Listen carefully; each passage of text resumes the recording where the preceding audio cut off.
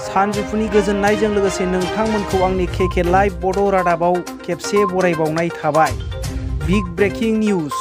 गेदेर खौरां गुवाहाटी बरबरी बाथौ फदआवहाय होस्रांजानाय अन्थाव बाथाव बर'फोरनि होस्रांजानायखौ लानानै दुलाराय बर' फरायसा आफाद आरो आसाम सरकारजों सावरायनो जागोन होननानै जोङो मिथिनो मोननाय जायो।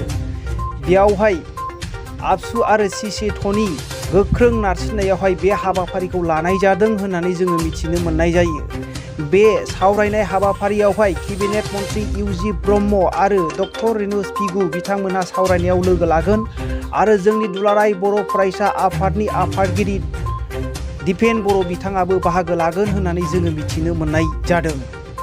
केबिनेट मन्त्रि उरखावगोरा बिथाङा कख्लाबारि बियाबाव देरहानाया रोखा होननानै फोरमायदों। मानो होनोब्ला लकेलनि सुबुंफोरा आसा खालामदोंमोन लकेलनि केन्डिडेट नांगौ होननानै।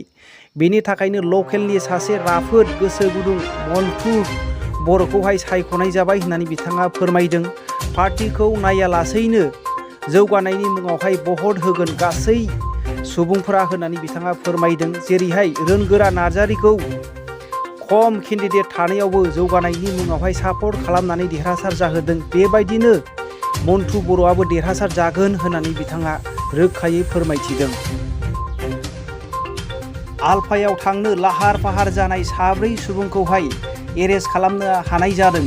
आसाम सराइदेव जिल्लानि साब्रे खाथिनि 4 लाइमोनफोरखौहाय आसाम राइफलनि नाजानायावहाय आश्विनी कुमार बरुवा 21 बोसोरनि, जतिन दास 18 बोसोरनि, आशिष दास 19 बोसोरनि आरो देबदास 27 बोसोरनि होननानै बिसोरखौ सिनायथि मोननाय जादों। दा बिसोरखौ एरेस्ट खालामनानै जोबथेसालियाव दैथायहरनाय जाबाय। गवालपारा जिल्लायाव हाग्रानि मैदेरा गाग्लोबनानै 3 सुबुंखौ जायगायावनो जिउ खहा खालामदों। थैनाय 3 सुबुंनि मुंखौहाय ममिन आली मुल्ला 65 बोसोरनि, जावरा बिबि 8 बोसोरनि आरो हामारियान बिबि 50 बोसोरनि होननानै मिथिनो मोननाय जायो। आसाम पुलिस कनस्टेबलनि रिजाल्टखौ होनाय जाबाय।